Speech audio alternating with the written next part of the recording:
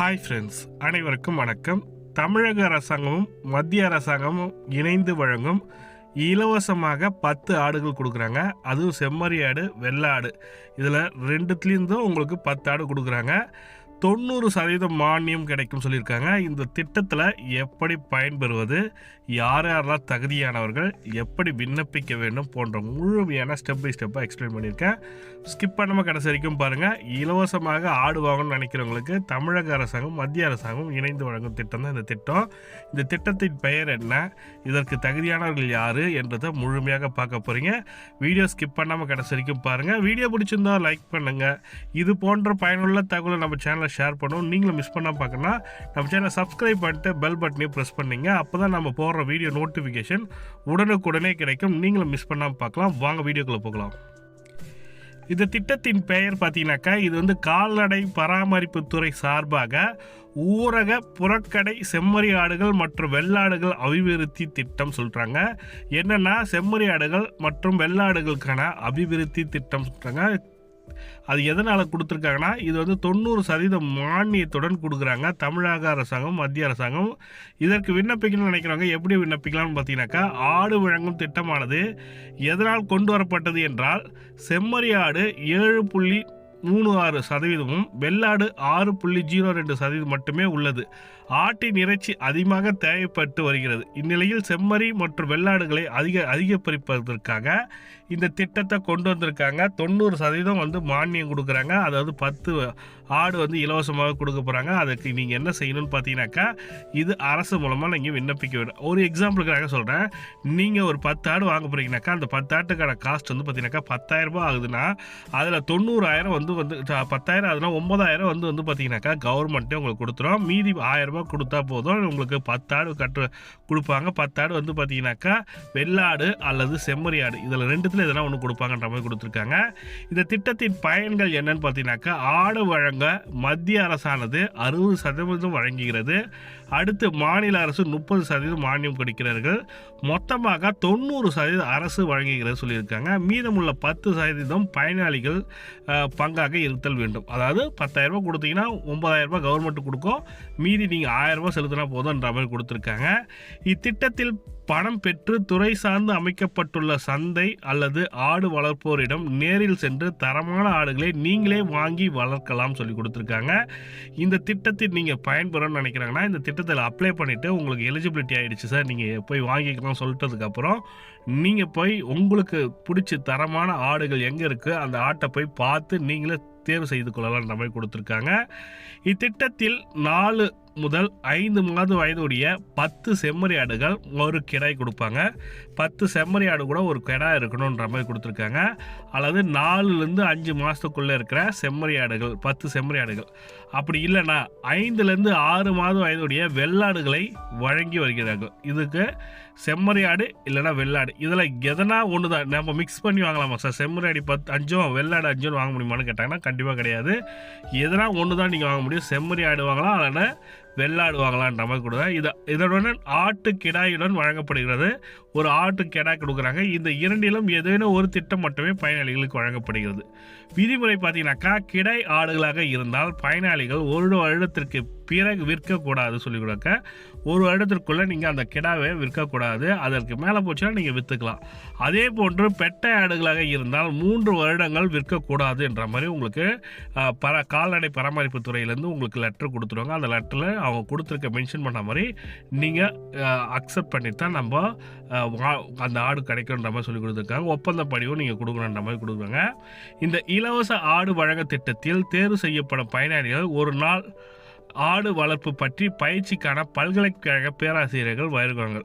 இந்த திட்டத்தில் நீங்கள் சேரணும்னு நினச்சிங்கனாக்கா, நீங்கள் இது எதுங்க பார்த்தீங்கன்னாக்கா, உங்கள் மாவட்ட கால்நடை மருத்துவ பராமரிப்பு துறையில் போயிட்டு நீங்கள் அப்ளை பண்ணிங்கனாக்கா உங்களுக்கு ஒரு நாள் ட்ரைனிங் கொடுப்பாங்க. அந்த ட்ரைனிங் மூலமாக தான் இந்த திட்டத்தில் மூலம் 3 வருடம் வரை காப்பீடும் செய்து தருவார்கள் சொல்லி கொடுத்தாங்க. ட்ரைனிங் கொடுத்துட்டு நீங்கள் அந்த ஆடு வாங்கிறதுக்கு இன்சூரன்ஸும் கவர்மெண்ட்டே போட்டு கொடுத்துரும் 3 வருடம்.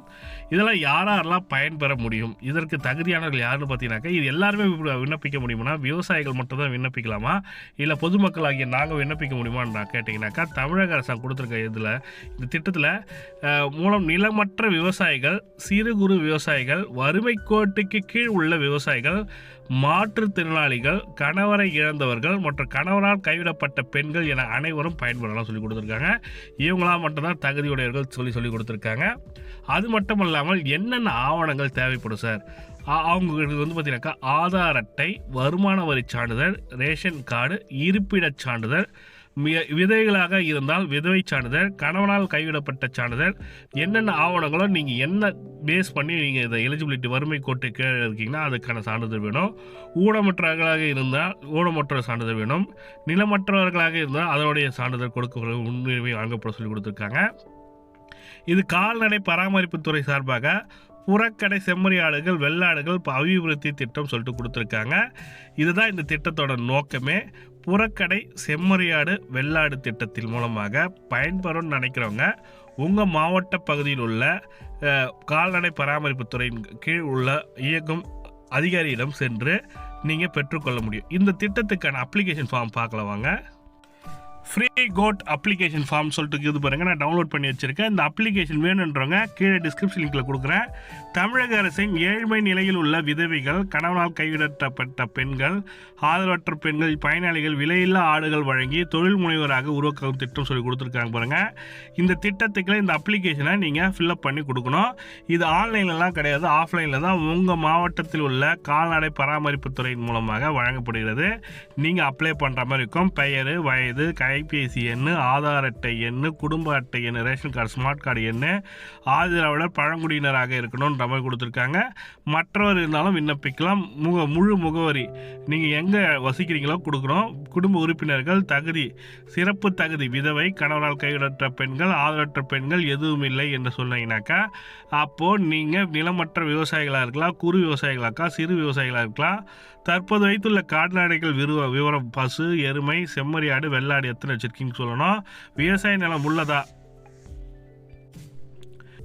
இல்லை இருக்குன்னா இருக்குன்னு சொல்லுங்கள், இல்லைன்னா இல்லைன்னு சொல்லுங்கள். குடும்ப உறுப்பினர் எதனும் அரசு பணி அல்லது உள்ளாட்சி பணி பொறுப்பில் இருந்து அதன் விவரம் சொல்லி கொடுத்துட்ருக்காங்க. எதனா இருந்தால் கொடுங்க, இல்லைன்னா இல்லாததான் நல்லது.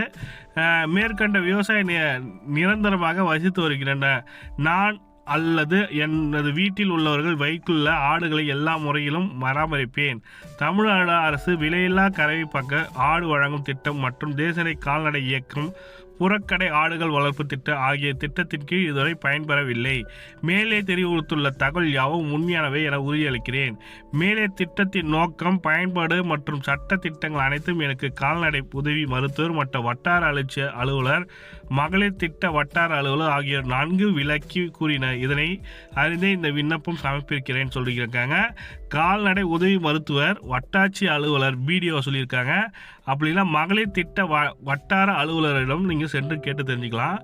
எனக்கு திட்டத்தில் ஆடுகள் வழங்கப்படுவதில் அவற்றை கால்நடை உதவி மருத்துவ அறிவுரைப்படி முறையாக பராமரித்து வளர்த்து பயன்பெறுவேன் எனவும், ஆடுகளை எக்காரணம் கொண்டு 2 ஆண்டுகளுக்கு விற்க மாட்டேன் எனவும் இதன் மூலம் உறுதியளிக்கிறேன். நான் அளித்துள்ள விவரம் ஏதேனும் தவறாக என பின்னர் தெரிய வந்தால் ஆடுகளை முறையாக பராமரிக்க விட்டாலும் விற்றுவிட்டாலோ அரசு எடுக்கும் அனைத்து நடவடிக்கைகளுக்கும் கட்டுப்படுவேன் என உறுதியளிக்கிறேன்னு சொல்லியிருக்காங்க. மார்பளவு புகைப்பட பாஸ்போர்ட் சைஸ் ஃபோட்டோ, குடும்ப அட்டை நகல், ஆதார் அட்டை நகல் கேட்டிருக்காங்க. நீங்கள் இதை சமர்ப்பிக்கணும். இது பார்த்தீங்கன்னாக்கா அலுவலக உபயோகத்துக்கு பண்ணுறாங்க. கிராம விஓ கிட்ட சான்றிதழ் வாங்கணும், கால்நடை உதவியாளர் மருத்துவர்கிட்ட சான்று வாங்கணும் சொல்லி கொடுத்துருக்காங்க. டீட்டெயில்டான ரிப்போர்ட் கொடுத்துருக்காங்க. இதுதான் அவங்க கொடுத்துருக்க அப்ளிகேஷன் ஃபார்மு. ஃபில்அப் பண்ணிவிட்டு நீங்கள் கொடுக்குற மாதிரி இருக்கும். இதை பற்றி மேலும் தகவலுக்கு கமெண்ட்டில் சொல்லுங்கள். அந்த அதிகாரியிடமே ஒரு பேட்டி வேணும்னா நம்ம கேட்டு பார்ப்போம். அவங்க கொடுக்குறாங்கன்னா கண்டிப்பாக அதற்கான முழுமையான தகவலை நம்ம போடுவோம், நம்ம சேனலை அப்டேட் பண்ணுவோம். வீடியோ பிடிச்சிருந்தால் லைக் பண்ணுங்கள், கூட சப்ஸ்கிரைப் பண்ணுங்கள். தேங்க்யூ.